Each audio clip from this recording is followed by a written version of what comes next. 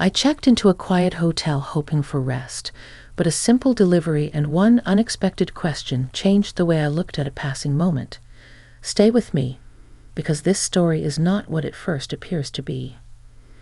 Before we begin, let me ask you something. From which city are you watching us today? I always love seeing how far these stories travel. And if you enjoy thoughtful, real-life style stories like this one, please consider subscribing to the channel and giving the video a like. It truly helps, and I appreciate you being here. Now, let me tell you what happened. I was staying at a mid-sized hotel just outside the downtown area, one of those places that tries to feel modern, but still carries the quiet patience of an older building.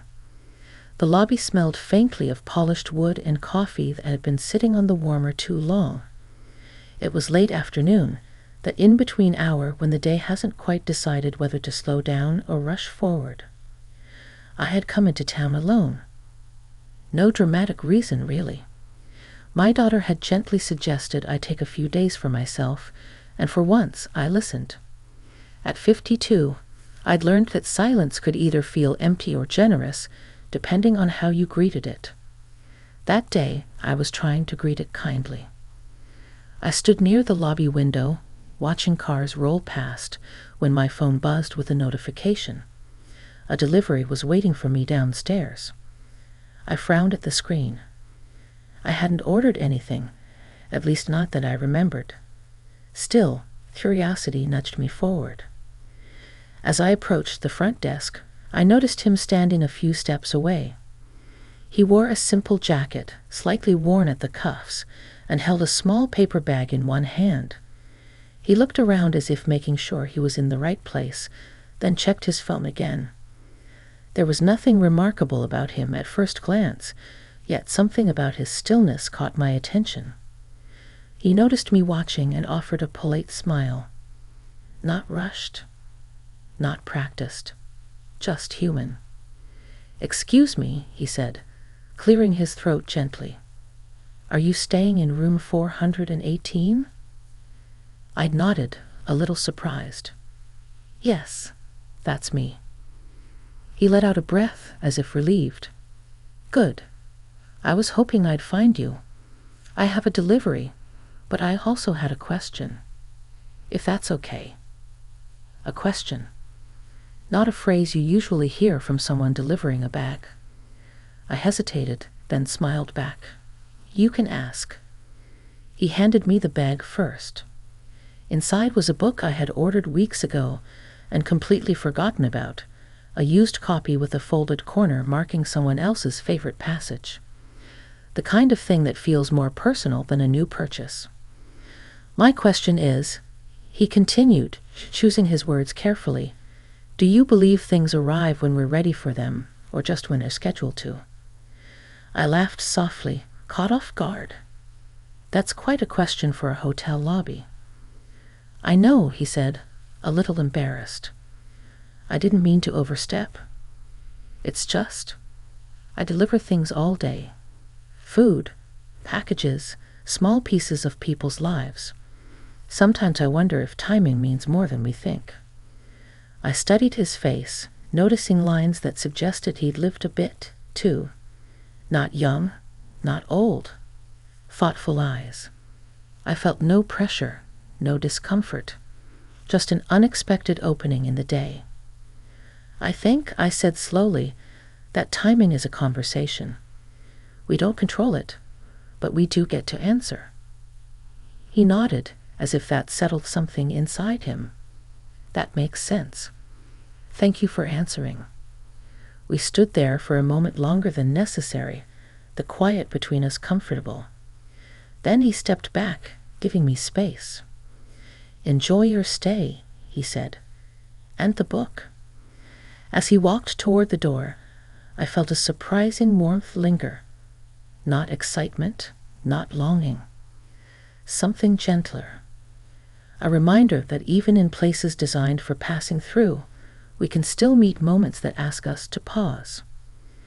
I went upstairs, book in hand, and sat by the window of my room as the sun dipped lower. I didn't read right away. I just thought about the question he'd asked, and the way it had found me exactly when it did. That evening, I realized something important. I hadn't come to the hotel to escape my life. I'd come to listen to it more closely, and somehow, a delivery I didn't remember ordering had helped me hear it. That night, sleep didn't come easily, but it wasn't the restless kind that leaves you irritated the next morning. It was thoughtful. I lay on the hotel bed listening to the muted sounds of other guests moving through the hallway, doors opening and closing, a distant laugh, the hum of the elevator. All of it reminded me that everyone there was carrying something unseen. I kept thinking about his question, not because it was clever, but because it felt sincere. At my age, sincerity stands out. You recognize it the way you recognize a familiar song playing softly in another room. The next morning, I went down early for coffee. The lobby looked different in daylight. Sunlight streamed through the tall windows, revealing dust motes floating lazily in the air. The front desk clerk greeted me with a nod, and I poured myself a cup of coffee that was far better than the night before. I chose a seat near the window again, mostly out of habit. I told myself I was just enjoying the quiet, but part of me wondered if I'd see him again. It felt a little foolish, that thought. People cross paths once all the time. That's usually where the story ends. But it didn't end there.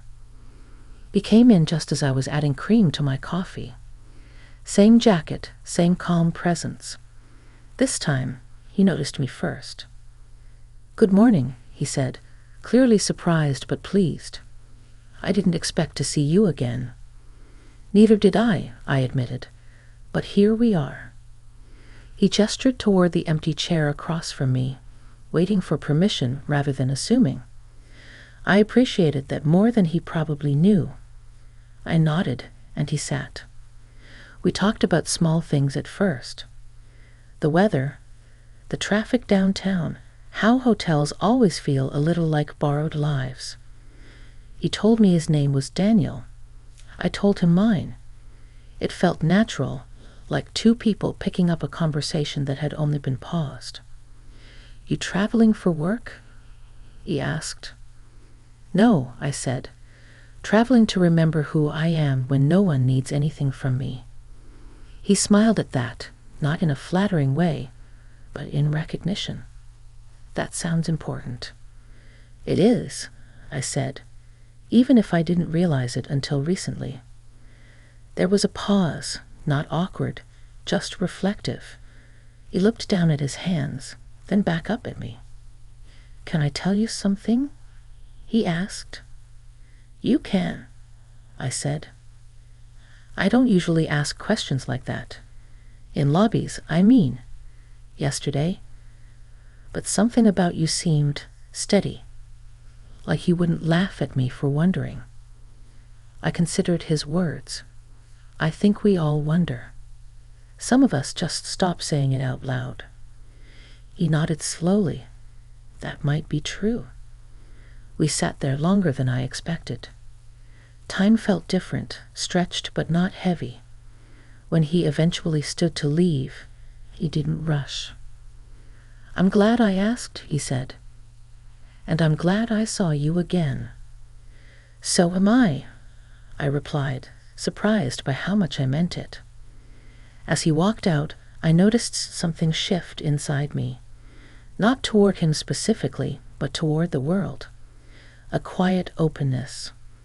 Like I'd been reminded that connection doesn't always arrive with fireworks.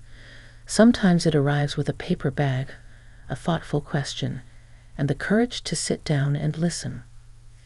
Later that day, I walked through a nearby park, book tucked under my arm. I read a few pages on a bench, then closed it again. I realized I wasn't rushing anymore. Not through the day, not through my thoughts. I was letting moments meet me where I was. That evening, back in my room, I wrote in my journal for the first time in years. I wrote about timing, about conversations, about how growth doesn't always come from grand changes, but from small, honest exchanges that remind you you're still very much part of the world. And somewhere between the last sentence and turning out the light, I understood that this trip was already giving me more than rest. It was giving me perspective. And I had a feeling the story wasn't finished yet. The following day began with rain. Not the heavy kind that demands attention, but a steady, thoughtful drizzle that softened the edges of everything outside. I watched it from my window for a long time, wrapped in the hotel's thin robe, feeling strangely content. Rain has always had a way of slowing the world down, giving permission to linger. I had no plans. That was intentional.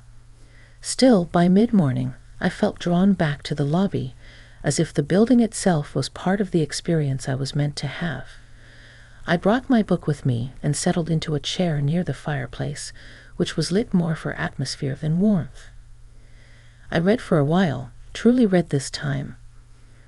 The words felt heavier, fuller, as if they had been waiting for my attention. Every so often, someone would pass through the lobby, their footsteps echoing briefly before fading away. I liked being a quiet observer, unseen but present. When Daniel walked in, I didn't notice right away. It was his voice that reached me first. "I was hoping you'd be here." I looked up, surprised at how naturally his presence fit into the moment. "That sounds like something you shouldn't admit so easily," I said with a smile. "Maybe," he replied, smiling back. "But I've decided to be honest when I can." He sat across from me again, this time without asking, but not presumptuously. It felt earned, like the next step in a conversation already underway. "You don't seem like someone who usually stays in hotels alone," he said. "I don't," I admitted. "This is new for me." "What made you decide to do it?" I closed the book gently. I realized I was always showing up for everyone else. Family, work, friends. Somewhere along the way, I stopped checking in with myself. This trip is a reset. He considered that. That takes courage. "I don't know about courage," I said. "Maybe just tiredness." He laughed quietly. "That counts too." We talked for a long time about the small towns we grew up in, about how life rarely turns out the way we imagine at 20, about the strange freedom that comes later when you finally stop trying to impress anyone. There was no rush in the conversation, no expectation, just two people sharing space and stories. I noticed how carefully he listened, how he didn't interrupt, how he seemed genuinely interested rather than politely engaged. That kind of attention is rare, especially as years go by. At one point, he looked at his watch and sighed. I should get back out there. Deliveries don't wait for reflection. I felt a flicker of disappointment, quickly followed by understanding. Of course. He hesitated, then said, "Would you like to take a walk later? If the rain lets up, just a walk." I appreciated the way he asked. No pressure. Clear boundaries. "I'd like that," I said. The rain did let up, as if on cue.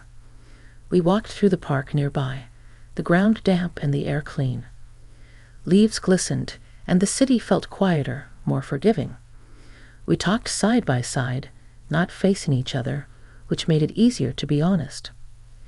I told him about my marriage, long ended, but still present in memory, about the years of doing what was expected.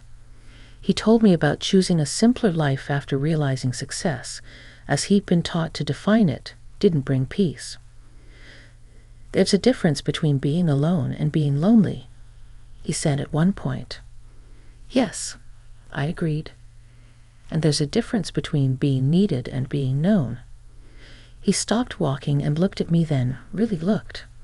I think that might be the truest thing I've heard in a long time. We stood there quietly, the city moving around us. I didn't feel swept away or unsteady. I felt grounded, seen. When we parted that evening, there was no dramatic moment, just a shared understanding that something meaningful had taken place. Back in my room, I sat by the window again, watching the lights come on one by one. I realized that personal discovery doesn't always come from looking inward alone. Sometimes it comes from allowing someone else to witness you without judgment, without expectation. And that realization stayed with me as I turned off the light, certain now that whatever came next, I was ready to meet it with open eyes and a steady heart. The morning of my departure arrived quietly. No alarm, no rush. Just the soft gray light slipping through the curtains and the distant sound of traffic beginning its daily routine. I lay there longer than usual, not because I was tired, but because I wanted to remember how this place had made me feel. Calm, present, awake in a way I hadn't been in years. I packed slowly, folding my clothes with care, as if the pace itself mattered.